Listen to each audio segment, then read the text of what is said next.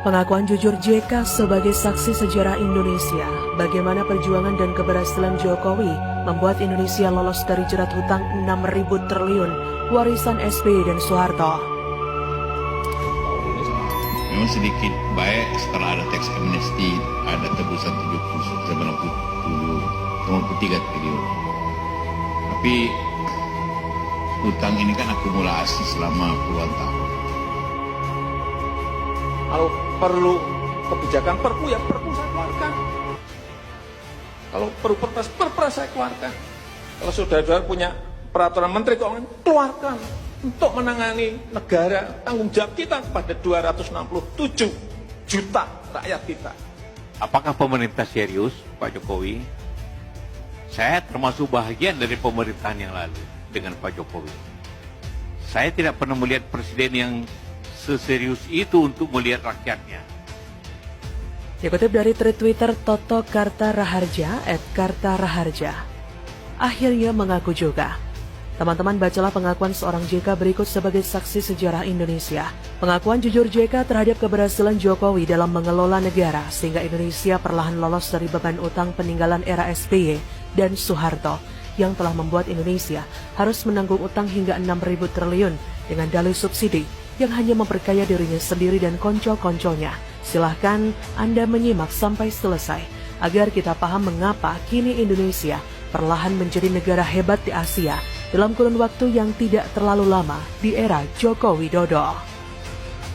Perjuangan moral Jokowi bagi Indonesia. Kala itu, mantan Wakil Presiden Republik Indonesia, Yusuf Kala, dalam sambutannya di acara Simposium Ekonomi di MPR Senayan, mengatakan bahwa ada dua kebijakan keliru yang dilakukan pemerintah era Soeharto dan SBY, sehingga menghabiskan anggaran 6.000 triliun rupiah.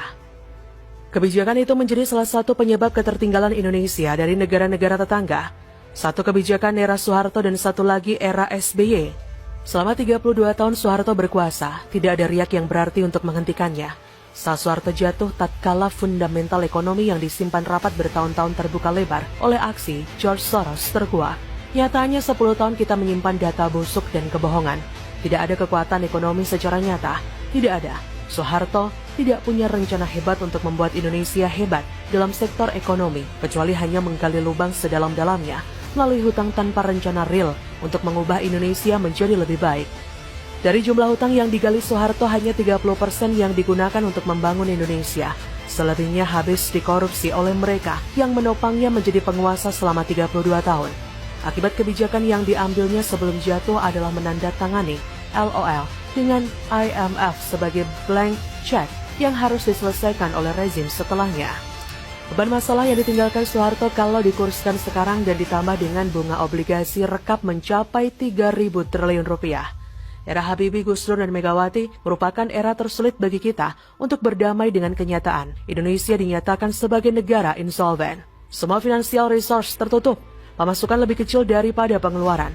Kehidupan politik tidak jelas. 6 tahun proses transisi dari legislasi era Soeharto kepada era reformasi seakan waktu terpanjang dalam sejarah. Selama itu tidak ada pembangunan real, negara stuck. Namun, akhirnya Indonesia bisa keluar dari proses transisi itu dengan terpilihnya SBY sebagai presiden secara demokrasi langsung. Harapan dipagut dan masa depan disongsong dengan ceria. Tapi apa yang terjadi?